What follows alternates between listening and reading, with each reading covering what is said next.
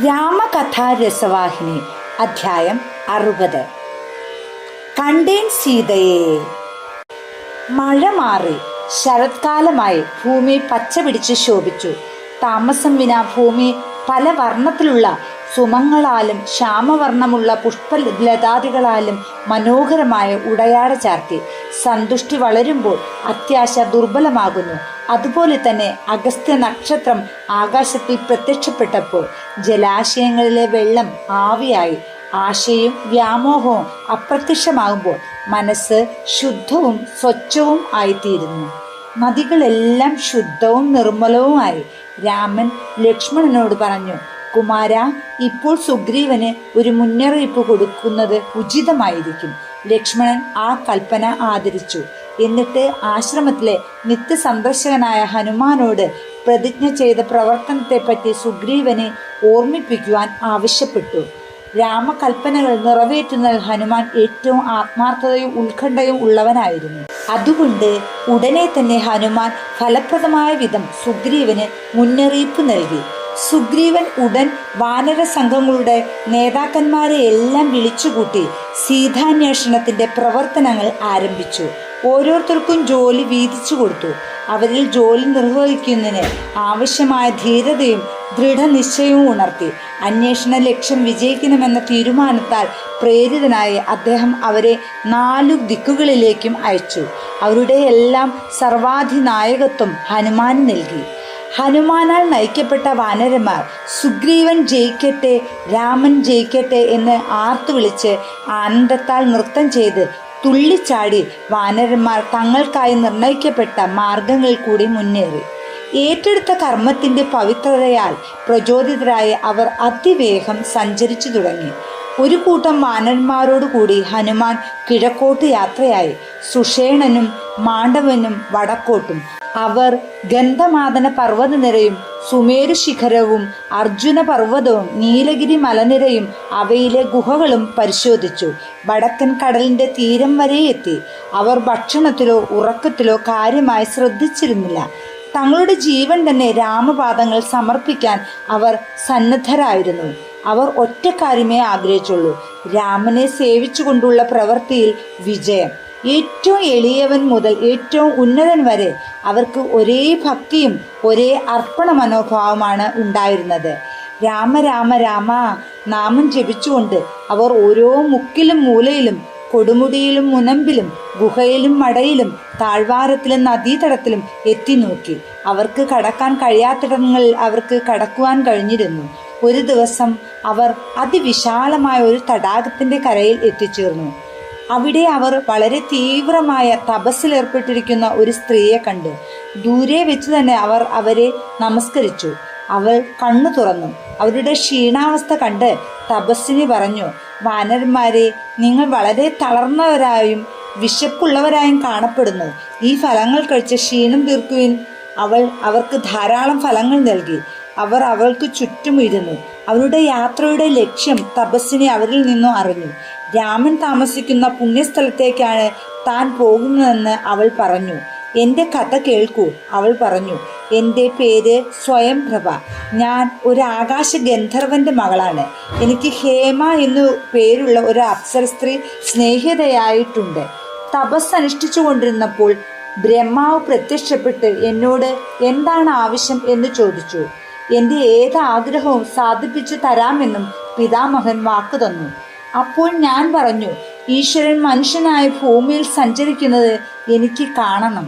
അപ്പോൾ ബ്രഹ്മാവ് പറഞ്ഞു, ഇവിടെ തന്നെ സ്ഥിരമായി കൂടിക്കൊള്ളൂ. കുറെ കാലം കഴിഞ്ഞാൽ അനേകം ശക്തരായ വാനരന്മാർ ഇവിടെ വരും. നിന്റെ അപേക്ഷ പ്രകാരം ഇവിടെ താമസിക്കും. അവരിൽ നിന്ന് നിനക്ക് രാമനെ പറ്റി അറിയാൻ കഴിയും. പിന്നീട് നിനക്ക് രാമനെ തന്നെ ദർശിക്കുകയും ചെയ്യാം. ആ വരം ഇപ്പോൾ സാക്ഷാത്കരിക്കപ്പെട്ടിരിക്കുന്നു. അതിൻ്റെ പൂർത്തീകരണത്തിൻ്റെ 1-2 ലക്ഷണങ്ങൾ വ്യക്തമായും കണ്ടു കഴിഞ്ഞു. ഒന്നാമത്തേത് നിങ്ങളുടെ ആഗമനമാണ്. രാമകഥയെ സംബന്ധിച്ച നിങ്ങളുടെ വിവരണമാണ് രണ്ടാമത്തേത്. അവിടുന്ന് താമസിക്കുന്ന സ്ഥലത്തെപ്പറ്റി നിങ്ങൾ നൽകിയ വിവരം.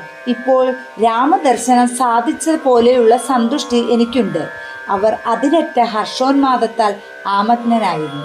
സ്വയംപ്രഭ ആനന്ദക്കണ്ണീർ പൊഴിച്ചുകൊണ്ടിരുന്നു. വാനരന്മാർക്കും സന്തോഷത്തിന്റെ ബാഷ്പമുറഞ്ഞു. ഇതിനിടയിൽ അവർ ധ്യാനത്തിലാണ്ട് എന്തോ തിരഞ്ഞു. കുറച്ചു കഴിഞ്ഞ് സ്വയംപ്രഭ ഇപ്രകാരം അറിയിച്ചുകൊണ്ട് നിശബ്ദത ഭഞ്ജിച്ചു: വാനരന്മാരെ, ഒരു കടൽ തീരത്തുള്ള മനോഹരമായ നഗരത്തിൽ സുന്ദരമായ ഒരു ഉദ്യാന മധ്യത്തിൽ സീത ഏകാഗ്നിയായി മറ്റാരുമില്ലാതെ തൻ്റെ വിധിയെപ്പറ്റി വിലപിക്കുകയാണ്. നിങ്ങൾ ദേവിയെ കാണും, സംശയിക്കേണ്ട. വിശ്വാസത്തോടും ധൈര്യത്തോടും കൂടി അന്വേഷണം തുടരൂ. യാത്രക്കിടയിൽ ഒരു ദിവസം വാനരന്മാർ വല്ലാതെ ദുഃഖിതരായി. അവർ നെടുവീർപ്പിട്ടു: ഹാ കഷ്ടം! സ്വാമിയായ സുഗ്രീവൻ ഞങ്ങൾക്ക് അനുവദിച്ചിട്ടുള്ള സമയത്തിൽ ഇനി 2 ദിവസമേ ബാക്കിയുള്ളൂ. ഇനിയും സീതയെ കണ്ടെത്തിയിട്ടില്ല. സീതയുള്ളയിടം ശരിക്ക് അറിഞ്ഞിട്ടുമില്ല. അംഗദനും ബാക്കിയുള്ളവരും അവരുടെ വിധിയെപ്പറ്റി വിലപിച്ചു, നിരാശയിലാണ്ടു. അവരുടെ കവിളിൽ കൂടി കണ്ണുനീരൊഴുകി. അവർ കടൽ തീരത്തെത്തിക്കഴിഞ്ഞിരുന്നു. സീതാന്വേഷണം തുടരുന്നതിനായി കടൽ കടക്കുവാൻ അവർക്കാർക്കും കഴിഞ്ഞിരുന്നില്ല. അതും അവരെ ദുഃഖിതരാക്കി. ഈ സമയം പ്രായം കൂടിയ നേതാവായ ജാംബവാൻ അംഗദനെ പലവിധത്തിലും ഉപദേശിച്ചു: നീ എന്തിനു ദുഃഖിക്കുന്നു? നമ്മുടെ കഴിവിൻ്റെ പരമാവധി നാം ശ്രമിച്ചു കഴിഞ്ഞു. യാതൊരു കർത്തവ്യ വിലോപവും കാണിക്കാതെ നാം എല്ലാ സ്ഥലത്തും തിരച്ചിൽ നടത്തി. നാം അലസരായി ഒരു നിമിഷം പോലും ചിലവഴിച്ചിട്ടില്ല. ഭക്ഷണത്തെപ്പറ്റിയോ പാനീയത്തെപ്പറ്റിയോ നാം ഒരിക്കലും അസ്വസ്ഥതപ്പെട്ടിട്ടില്ല. സീതാന്വേഷണത്തിൽ നാം തെല്ലും വീഴ്ച വരുത്തിയിട്ടില്ല. നമ്മുടെ പ്രവർത്തനങ്ങൾക്ക് ആരും സാക്ഷിയില്ലായിരിക്കാം. പക്ഷേ എന്നെ വിശ്വസിക്കൂ, രാമൻ എല്ലാം കാണുന്നുണ്ട്. അതുകൊണ്ട് നമുക്ക് നൽകുന്ന ഏതൊരു ശിക്ഷയിലും രാമന് പങ്കില്ല. നമുക്ക് സുഗ്രീവന്റെ ക്രോധത്തെപ്പറ്റി തെല്ലും ഭയപ്പെടേണ്ടതില്ല. ഇത് രാമന്റെ കാര്യമായതുകൊണ്ട് അവിടുത്തെ നാമം നമ്മുടെ നാവിലും രൂപം മനസ്സിലും വെച്ച് നാം ജോലി തുടർന്ന് ചെയ്യുക. ജാംബവാൻ ഇങ്ങനെ അംഗദനെ ആശ്വസിപ്പിക്കുകയും മനസ്സിന് സുഖമുണ്ടാക്കാൻ ശ്രമിക്കുകയും ചെയ്തുകൊണ്ടിരുന്നു. അപ്പോൾ സഹോദരന്റെ ശേഷക്രിയ ചെയ്യാനും എല്ലിൻമണി കൊണ്ട് പവിത്രമാക്കപ്പെട്ട ജലം പുണ്യജലതിയിൽ അർപ്പിക്കാനും വേണ്ടി അതിവൃദ്ധനായൊരു പക്ഷി കടൽ തീരത്തിലേക്ക് തുള്ളി വന്നു. വാനന്മാരെല്ലാം പുതുതായി വന്ന ആ പക്ഷിയുടെ ചുറ്റും കൂടി. രൂപം മാറി ഇവിടെ എത്തിയ ഏതോ രാക്ഷസനാണോ അതെന്ന് അവർ ആശ്ചര്യപ്പെട്ടു. പക്ഷിയാണ് ആദ്യം സംസാരിക്കാൻ തുടങ്ങിയത്. വാനരന്മാരെ, എൻ്റെ പേര് സമ്പാദി എന്നാണ്. ഞാനും ജടായുവും സഹോദരന്മാരാണ്. വർഷങ്ങൾക്ക് മുമ്പ് ഞങ്ങൾ ഇരുവരും സൂര്യൻ്റെ നേരെ മത്സരിച്ചു പറന്നു. സൂര്യനോടടുക്കാറായപ്പോൾ ചുട്ടുകരിയുന്ന ചൂട് സഹിക്കാൻ അനുജന് കഴിഞ്ഞില്ല. അവൻ മടങ്ങിപ്പറന്നു. പക്ഷേ ദുരഭിമാനബോധം എന്നെ തുറന്നു പറക്കാൻ പ്രേരിപ്പിച്ചു. ഞാൻ ഉയർന്നു പറന്നപ്പോൾ എൻ്റെ ചിറകുകൾ കരിഞ്ഞ് താഴെ വീണു. ഞാൻ ആകാശത്തിൻ്റെ അഗാധതയിൽ നിന്നു ഒരു കല്ലു പോലെ നിലം പതിച്ചു. ചന്ദ്രമ എന്നു പേരായ ഒരു മഹർഷി ആ വഴി വരാനിടയാവുകയും എൻ്റെ സ്ഥിതി കാണുകയും ചെയ്തിരുന്നു. അദ്ദേഹം എൻ്റെ അടുത്തിരുന്ന് എനിക്ക് നൽകിയ പാഠങ്ങൾ വഴി ധാരാളം ജ്ഞാനം സമ്പാദിക്കുവാൻ എനിക്ക് കഴിഞ്ഞു. അദ്ദേഹത്തിൻ്റെ ഉപദേശങ്ങൾ കേട്ട് എൻ്റെ ദുരഭിമാനം നശിച്ചു. അദ്ദേഹം എന്നോട് പറഞ്ഞു: ഹേ പക്ഷിരാജൻ, എൻ്റെ വാക്കുകൾ ശ്രദ്ധിക്കൂ. ആസന്നമായ ത്രേതായുഗത്തിൽ ഭഗവാൻ നാരായണൻ അവതരിക്കുന്നുണ്ട്. അവിടുത്തെ പത്നിയെ അന്ന് രാവണൻ ഒരജ്ഞാതമായ സ്ഥലത്തേക്ക് തട്ടിക്കൊണ്ടുപോകും. അവരവിടെയാണുള്ളതെന്ന് അന്വേഷിക്കുവാനായി ഒരു വാനര സൈന്യം തന്നെ സഞ്ചരിക്കും. ആ പുണ്യലക്ഷ്യം നേടുന്നതിനായുള്ള പരിശ്രമത്തിൽ ഏർപ്പെട്ടിട്ടുള്ള ഈശ്വരൻ്റെ രഹസ്യദൂതന്മാരെ കാണുന്നതോടുകൂടി നിന്റെ ജീവിതം പവിത്രവും പ്രയോജനപ്രദവും ആയിത്തീരും. അതങ്ങനെയായി തീരുമെന്നത് നിനക്കുറപ്പിക്കാം. കാരണം ആ നിമിഷം തന്നെ നിന്റെ ചിറകുകൾ വളർന്ന് ശക്തിപ്പെടും. സീതയെ കൊണ്ടുപോയി ഒളിപ്പിച്ചിട്ടുള്ള സ്ഥലത്തെ സംബന്ധിച്ച വിവരം അവരെ അറിയിക്കുകയായിരിക്കും നിന്റെ കൃത്യം. ഇന്ന് ജടായുവിനെ സംബന്ധിച്ച അവസാന കർമ്മങ്ങൾ അനുഷ്ഠിക്കാനാണ് ഞാൻ ഈ കടൽ തീരത്തേക്ക് വന്നത്.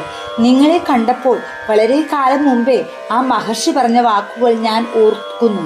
എന്തിന്?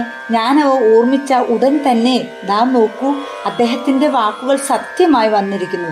ഇത് കേട്ടപ്പോൾ വാനരന്മാർ വികാരാവേശത്തോടെ പറഞ്ഞു: സമ്പാദി, താങ്കളുടെ ജീവിത കഥയൊന്ന് നിർത്തൂ. സീതാന്വേഷണത്തിനുള്ള കാലാവധി ഇതാ അവസാനിക്കാറായി. ദേവി എവിടെയാണെന്നുള്ള സൂചനകൾ ക്ഷണം പറഞ്ഞു തരൂ.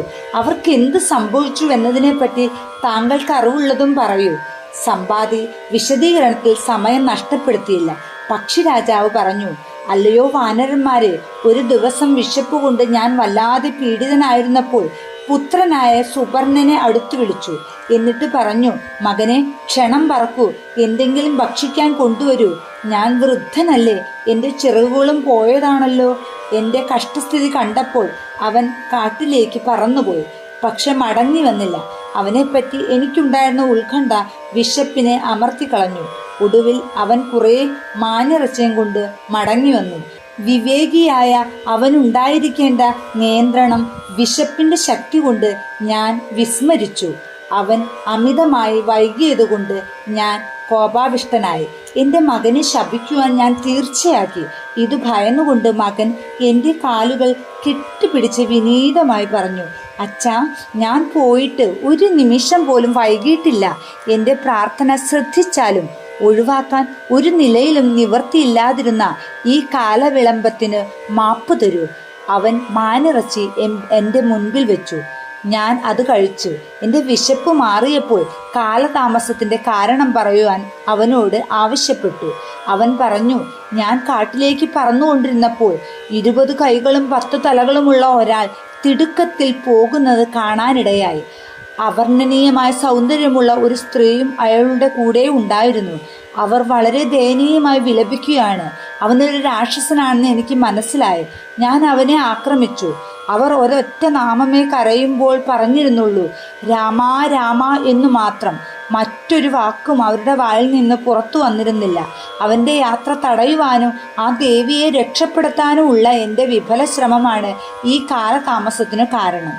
ഈ വാക്കുകൾ കേട്ടപ്പോൾ എൻ്റെ ചിറകുകൾ നഷ്ടപ്പെട്ടു പോയല്ലോ എന്നും ഞാൻ വൃദ്ധനായി കഴിഞ്ഞുവല്ലോ എന്നും ഓർത്ത് എനിക്ക് വലിയ ലജ്ജ തോന്നി. ഞാൻ ദുഃഖാധീനനായി. അവനൊരു രാക്ഷസനായിരിക്കണമെന്ന് ഞാൻ ഊഹിച്ചു. ആ 10 തലയുള്ള രാക്ഷസൻ ഏതു ഭാഗത്തേക്കാണ് പോയിക്കൊണ്ടിരുന്നതെന്ന് ഞാൻ പുത്രനോട് തിരക്കി. ദക്ഷിണ ദിക്കിലേക്കാണെന്ന് അവൻ മറുപടി നൽകി. ഉടനെ ഞാൻ വികാരവിവശനായി പറഞ്ഞു, ഹാ കഷ്ടം! ആ രാക്ഷസൻ മഹർഷി പറഞ്ഞ രാവണൻ ആണ്. ആ സ്ത്രീ ദിവ്യമാതാവായ സീതയും.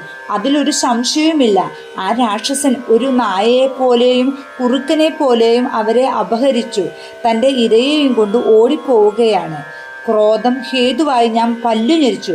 എനിക്ക് മറ്റെന്തു ചെയ്യാൻ കഴിയും? ഇപ്രകാരം സംഭവിച്ചത് എന്താണെന്നും അതിനെപ്പറ്റി തനിക്കറിയാവുന്നത് എന്തൊക്കെയാണെന്നും വിവരിച്ചു കൊടുത്തു. മഹർഷി എന്നെ അറിയിച്ചതിനനുസരിച്ച് ഞാൻ വാനര സൈന്യത്തിൻ്റെ വരവും കാത്തിരിക്കുകയായിരുന്നു. ഓരോ ദിവസവും അവർ ഈ വഴി വരുമെന്ന് പ്രതീക്ഷിച്ച് കഴിഞ്ഞുകൂടി. ഇന്ന് എൻ്റെ പ്രാർത്ഥന ഫലിച്ചു. എൻ്റെ ജീവിതം പവിത്രമാക്കപ്പെട്ടു. അനന്തരം സമ്പാദി അറിയിച്ചു, അല്ലയോ വാനരന്മാരെ, കടൽക്കരയിൽ ത്രികൂടജലത്തിന്മേലാണ് ലങ്കാനഗരി സ്ഥിതി ചെയ്യുന്നത്. ഏറ്റവും മനോഹരങ്ങളായ ഉദ്യാനങ്ങളും ക്രീഡാവനങ്ങളും അവിടെയുണ്ട്. തൻ്റെ വിധിയെപ്പറ്റി വിലപിച്ചുകൊണ്ട് സീത അശോകവനിയിലാണുള്ളത്. ദേവി നിങ്ങളുടെ വരവും കാത്ത് കഴിഞ്ഞുകൂടുകയാണ്. ഇനി തെക്കോട്ട് പോകൂ. ഇതിൻ്റെ തുടർച്ച 61-ാം അധ്യായത്തിൽ. ജയ് ശ്രീറാം.